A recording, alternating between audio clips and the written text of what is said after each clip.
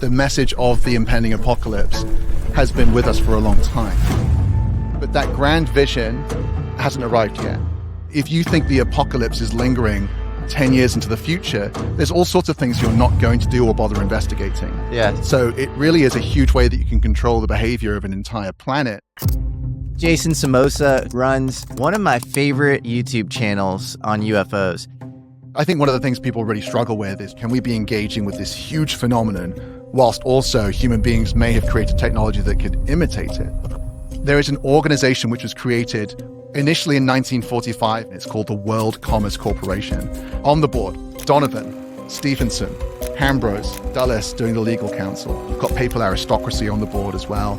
But eventually it links to the Bahamas with Thomas Townsend Brown and that whole geographical location. How does it link with the Bahamas? Yeah, well, Resorts International. You familiar with them? No. There's this paint company called the Mary Carter Paint Company, which is then converted into this organization called Resorts International. It suddenly has a subsidiary which has a private intelligence network called Intertel, which is doing very dubious stuff. You know who becomes the controller of Resorts International in the mid-'80s? Who? Donald Trump. No way. You see this sort of conflation of the deep state issue and the underground criminal networks with the UFO issue. Shifting gears before both of us get whacked. The Royal Prince of Liechtenstein, Hans Adam. He believes Jesus will show up on a flying saucer. That would be a great end to it all. Yeah, I'm back. Revelation, it's like, it's a revelation. New information is coming in. So how we view the future, I think, is really important. The lens through which we interpret this incredibly mysterious thing is going to be pretty decisive. Ignition sequence start. How is this possible?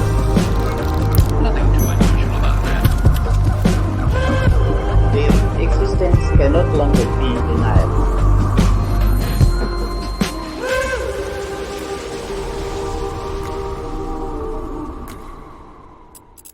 Today's episode is sponsored by Incogni. After speaking with a ton of scientists and high-up military personnel working on some of the most revolutionary ideas and sensitive programs of our time, I've learned how seriously they all take their personal privacy. These people aren't paranoid, they're just operating in very sensitive areas. And so they care deeply about what's searchable about them on the internet. The average person has no idea how much of their information is already out there, just sitting on the web. Incredibly sensitive information like phone numbers, home addresses, relatives' names, all sitting on sites you've never even heard of. If you're not being proactive about protecting your online information, it could easily fall into the wrong hands. That's what got me using Incogni. They go after data brokers directly and get your information actually deleted, not just buried. And they keep following up until the removal is confirmed. And you can see all of this cleanly on their user-friendly dashboard. The feature I personally find most useful is custom removals. If you find your information sitting on some random third-party website, you simply paste the link into your Incogni dashboard, and their privacy experts handle the takedown. You get unlimited submissions, so take your personal data back now with Incogni. Use code American Alchemy at incogni.com/American Alchemy for 60% off an annual plan. Thank you so much to Incogni for sponsoring today's episode.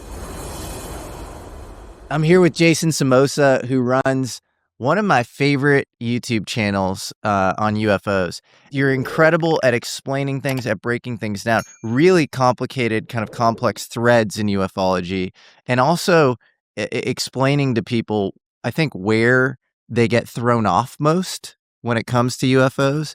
And it's just an amazing channel. You do all these historical deep dives, and so I'm really grateful to have you, man. Thanks, Jesse. It's good to be here, man. I think people on the outside of ufology assume, it's all just kind of, little green men coming from Zeta Reticuli or something. Mm-hmm. I think you have a much kind of deeper, more complex understanding of the topic. Is that your kind of base case assumption that these are just extraterrestrial travelers? I think when it comes to that, I tend to rest on Jacques Vallée's work. If you read Messengers of Deception, he talks about how the extraterrestrial hypothesis doesn't make much sense. We have so many cases of these things coming in, and they land on our planet, and they behave in unusual ways. And after a while, you begin to ask the question, well, what is it that they're trying to achieve, right? If they're coming here to do some sort of reconnaissance or some sort of investigation, why have they continued to land over and over again? And why are there so many different variations of them? So the extraterrestrial hypothesis doesn't do justice to the data. But I think one of the big issues there is most people, when they see that, they just throw it out. They say, well, if I can't rationalize that data based on the hypothesis I think it should fit, therefore I'm not going to take this topic seriously. But in reality, there are other layers you can go to then when you see all of these cases and that sort of strange, what are they doing here? You might be able to go a level deeper in terms of trying to understand it. And I think that's where Vallée is particularly helpful. So what do you and what does Jacques Vallée think they are doing here? Well, I'm glad to be grouped together with Vallée. I'll tell you what the two of us have discussed. Yeah, that's right. I think Jacques Vallée looks at those cases and says, well, what is the impact that UFOs are having on society? Okay, so we're seeing a phenomenon and we're seeing the data of that becoming kind of indisputable, however strange it might be. It's possible that the objectives of that phenomenon may be something more subtle. And so what he does is he looks at the cultural impact of UFOs over time. And what impact does that have on human belief systems? And therefore, what can we assume the motivations might be of the beings that operate this thing? And by the way, it may well be, and I think he said this recently in the James Fox thing that he did, we may be engaging with an artificial intelligence, which in turn has been created by a non-human intelligence from another planet. The current segmentation of the data hinders any serious research into what appears to be an extraterrestrial phenomenon empowered by advanced artificial intelligence. So it could be the case that there's sort of layers to this as well. But what impact is this huge, vast system having? Because obviously there's been a huge investment to create this thing, which continually reappears and does all these things. So what could the motivations be? And I think that's the angle he goes down. Yeah. So it's like humans and human belief systems are the end product. They're not like some incidental result of another thing that's going on. Yeah. The intended effect is actually to create mythology in some ways. Yeah, exactly. Yeah. And he talks about how symbols and mythology may exist at a level that's kind of a level down from our normal discourse, and that those changes can be quite profound over time. So yes, it could be that a slow shift in how we perceive ourselves and the world around us could be the intention. Yeah. So then you have to view that mythology that gets created through kind of a suspicious hermeneutic. You have to say, okay, if we start to talk about environmental destruction and nuclear war and all these things, maybe taking those things at face value isn't the best idea. I mean, maybe they are to be taken at face value. Maybe these beings are coming from another planet and they're saying you're destroying yourself. You're on the eve of the apocalypse or whatever. And then maybe there's some intended effect that, maybe they know that narrative is charismatic. And so they'll give it to us, but they're actually sort of, messengers of deception. Yes. Yeah, exactly. Yeah. Yeah. I think that's a big thing. The message of the impending apocalypse has been with us for a long time. Like if you read the Old Testament prophets, so much of it is the doom and gloom of what's about to come. And, in many ways we experience that in some form throughout history, but that grand vision hasn't arrived yet. And this is one of the huge challenges. And I think this is why this idea of deception is so important, is how am I supposed to delineate between what this phenomenon is trying to generate in terms of our human culture and what we're trying to achieve potentially in response to it? Because when you get to this point where we're questioning whether or not our beliefs and our thoughts are our own, you kind of collapse into this solipsism, and it doesn't become very helpful. So, or radical Cartesian doubt. Exactly. Yeah. Like, how am I supposed to figure out what I'm supposed to be thinking? Yes. Right. It's a little bit too deep. So I don't know what the answers are there in terms of what the phenomenon is trying to achieve, but I think certainly everything we encounter as an extraterrestrial being and every single experience should be taken at face value is maybe too simplistic an approach, because on balance, it appears to be very deceptive. And yeah, apocalyptic, I believe there's what's that? It's like when prophecy fails was this like, in the 50s, there was this cult created in Ohio. And the cult creation seems to be this thing in ufology where like you have this one kind of contactee, and around that person is created this sort of mythology, and you end up with, and often there's a prophecy involved, and they're like, something's going to happen in like the next few years or something.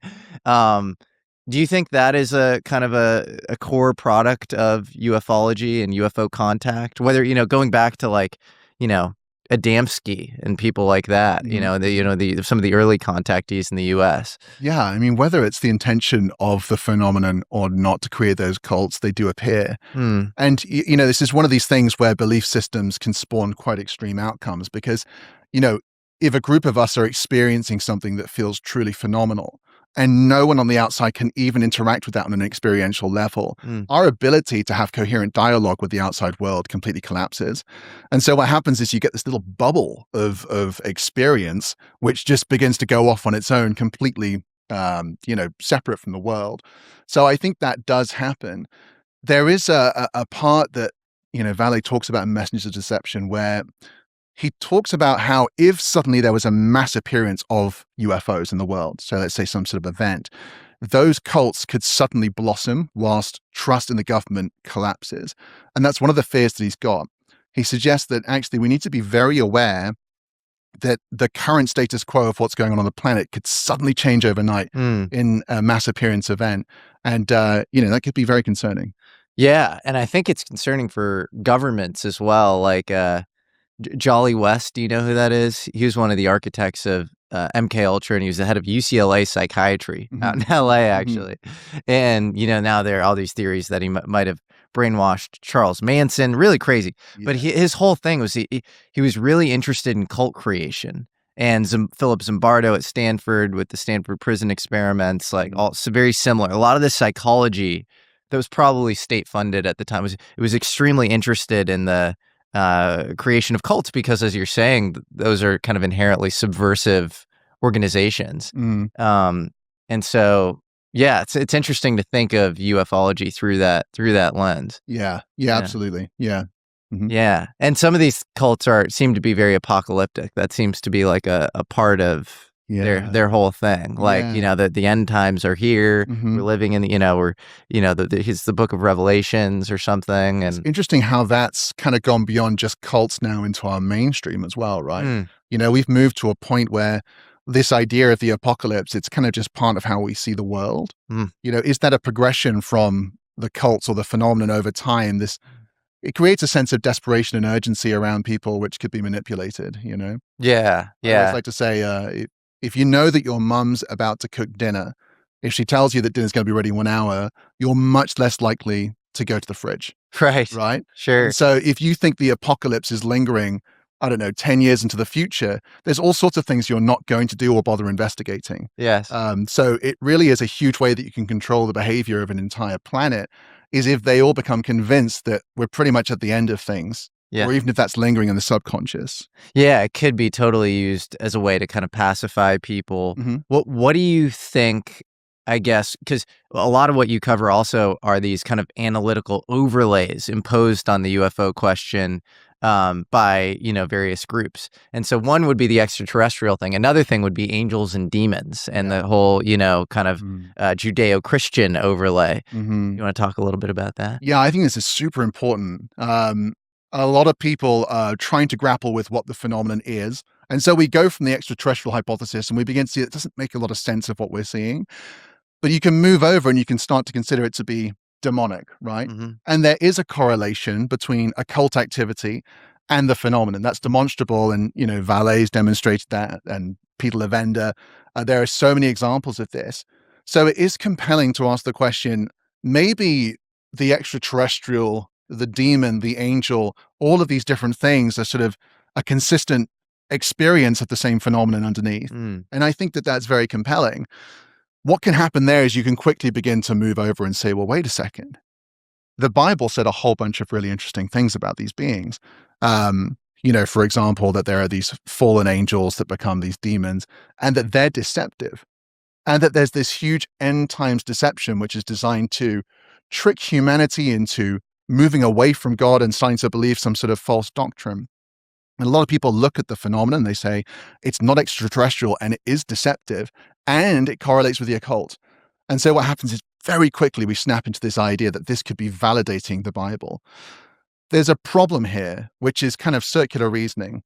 You're using this sort of, I think, relatively useful interpretation of the phenomenon to go back to the Bible and say, wait a minute, maybe we should give this book a second look. But actually underneath there, you're also using the Bible to create the argument in the first place. And so a lot of this comes down to whether or not we take the Bible to be a source of authority on how we interpret things, or whether or not we actually focus on the science of the phenomenon. And I think it's interesting to look through the community. I mean, I recently made a video on the Collins Elite, right? Mm-hmm. Where I explored this topic in depth. Mm-hmm. And I was trying my best to steel man the argument that UFOs could be demons, because I thought it was interesting and it's good to build that picture. Inadvertently in the comments, there's so many people saying, I knew the Bible was right, all of this stuff. And I'm just like, no, that's not what I was trying to say. But so quickly people get funneled down there, and it can lead to quite extreme outcomes, because the moment the Bible becomes your epistemological foundation, your ability to look at all the other data shuts down. And I think it's a big issue that we have to grapple with as things accelerate. Who are the Collins Elite?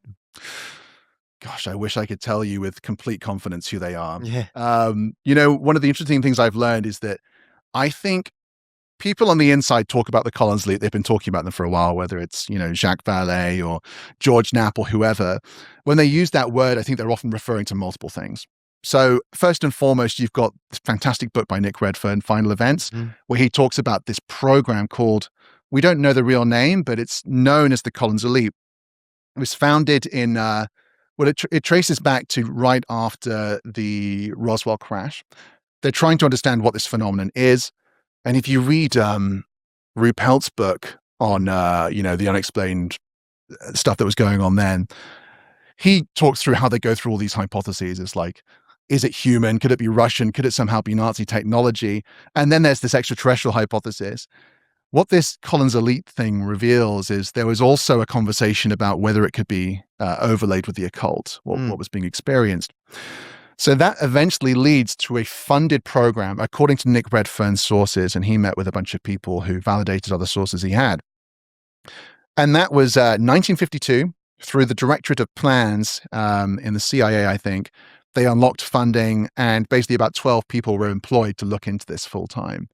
So you have a funded program, which I don't think special access programs were a thing then by that terminology, but it sounds like that because Directorate of Plans funding is associated with Mockingbird, Gladio, all these like really covert operations.